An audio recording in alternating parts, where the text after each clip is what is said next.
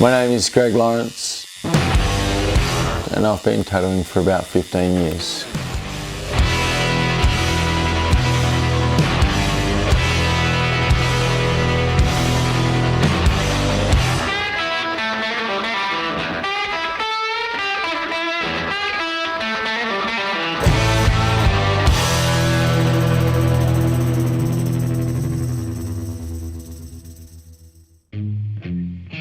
So we started with the kangaroo. He obviously doesn't want it. So we're trying to figure out what can or can't be covered up over it. And so the dude loves the ocean. He loves free diving. That's what he does, loves it. It's nice to have that almost real dark thing morphing into a cave where you've got the scuba diver coming up, little guy, but then you've got the big old school one, which is, it's a super cool idea really.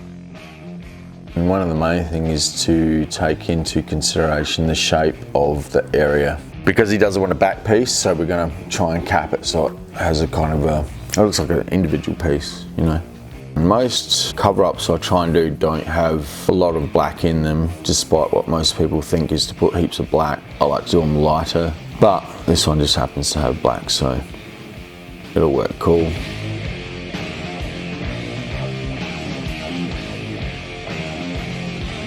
The funny thing is, to do a cover-up, most places in Australia, well the world even, think to use a lot of black first unless you know what you're doing. So the more opaque the colour, which is generally a lot of the lighter colours, even white, is your best cover-up colour. Cover-up doesn't cover anything. What it does is it mixes ink under the skin and adjusts the tone. It's like dipping 2 caps of ink to make a certain colour, but you're doing it inside the skin. That's the trick, is to almost go lighter and work backwards.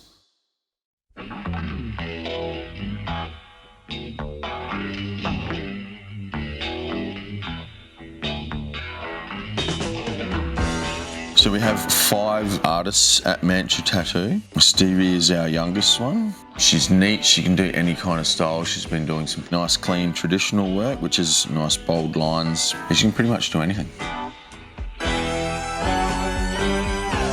It looks simple, but it's complicated to make something look that simple. Stevie is going to be one of the best artists in Australia, I reckon.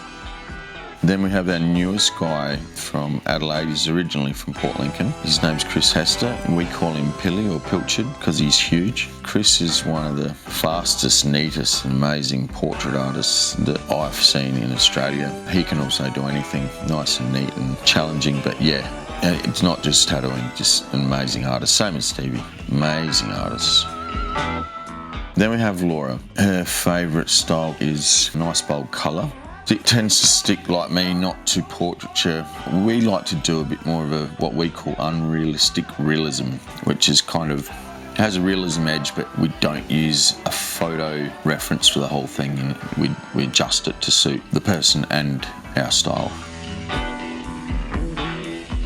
And then we have Dave. Dave's my right-hand man. He's amazing at everything. The main thing he does is kind of black and grey portraiture, but just super neat, super consistent. He's a wealth of knowledge. He's a busy, busy boy. And then me. I was a surfer, blah, blah, blah. The only thing I ever wanted to do in my life was be a tattoo artist, and that was a long time ago. And there was no internet, there was no tattooist in Port Lincoln. But I did my Year 12 art project on tattooing, and I got tattooed at the age of 16, Year 12, and documented it and did my Year 12 art project on it. When I was travelling through Melbourne, we're talking 1992, before I came home, I was about to catch a plane. I really wanted to get a tattoo in Melbourne. I managed to get it in with this really talented lady over there, just to get a small tattoo, that one there, in my forearm. $750 back then, dude. And I just went, I can do that. And I came home and bought a kit off eBay. And the more tattoos you get, the less you care about, oh, this piece of skin or that piece of skin. Or most people that go to get their first tattoo are like, I really want one, but I don't know where to get it. It's like, man, you have every choice under the sun. And we get to do it on the waterfront in Port Lincoln, which is pretty cool. It's very cool, actually.